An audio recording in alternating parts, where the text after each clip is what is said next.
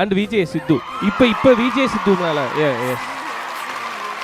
இப்போ விஜய் சித்துவை வந்து நீங்க ரெகக்னைஸ் பண்றீங்கல்ல, சித்துவும் இதே தான் சொல்றான், நானும் அதே சொல்றேன். ரெண்டு பேருக்குமே சிமிலரா தோன்ற ஒரு விஷயம். சித்துவுக்கு வந்து இது லேட்டுன்றதை தாண்டி இப்போ நீங்க அவனோட ஓன் யூடியூப் சேனல்ல விஜய் சித்து பிளாக்ஸ்ல என்ன பாக்குறீங்களோ இதை தான் அவன் ரொம்ப வருஷமா வேற இடத்துலலாம் பண்ணிட்டு இருந்தான். இப்போ அவன் தனியா பண்ணும்போது ரெகக்னேஷன் நீங்க பண்றீங்க, அது பயங்கர ஹாப்பியா இருக்கு. ஆனா எங்களுக்கு எப்படின்னா புரியல, இப்போ என்ன புதுசா இதைய நோட் பண்றாங்க, நம்ம ரொம்ப வருஷமா இதெல்லாம் பண்ணிட்டு இருந்தோம் அப்படின்ற மாதிரி தான் சித்துக்கு இருக்கும். என்ன பொறுத்தளவு விஜய் சித்துக்கு இப்போ கிடைக்கிற ரெகக்னேஷன் வந்து ஹாப்பியா இருக்கு. ஆனா இது கொஞ்சம் லேட்டு தான். அண்ட் ஜோவோட சக்சஸ்ல ஒரு ரொம்ப முக்கியமான பார்ட் வந்து விஜய் சித்துக்கு இருக்கு. அவனோட வீடியோ வந்து என்னோட படத்தை நிறைய பேர்கிட்ட கொண்டு போய் சேர்த்துக்கு.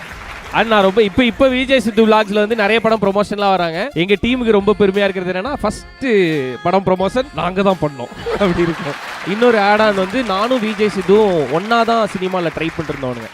சினிமாலன்னா ஒரு சேனல்ல வர்றதுக்கு முன்னாடி டீ கடையில் நின்றுட்டு இப்படி சாதிச்சிரும் அப்படி சாதிச்சிருவோம்னு பேசிப்போம்ல, அப்படி இருந்து ரெண்டு பேரும் ஃப்ரெண்ட்ஸ். வள்ளூர் கோட்டம்ல ஒரு டீ கடை இருக்கு. அந்த டீ கடைக்கு இப்பயுமே எனக்கும் அந்த பழக்கம் இருக்கு, சித்துக்கும் அந்த பழக்கம் இருக்கு. அந்த ரோட்ல போனோம்னா அந்த டீ கடையில நின்று நான் சித்துக்கோ இல்ல சித்து எனக்கோ ஃபோன் பண்ணிடுவோம். அந்த ரோட்ல போனா ரெண்டு பேரும் அந்த ஃபோன் பண்ணுவோம். அந்த டீ கடையில அதான் ட்ரை பண்ண ஆரம்பத்துல இருந்து ரெண்டு பேருமே ரொம்ப க்ளோஸ்.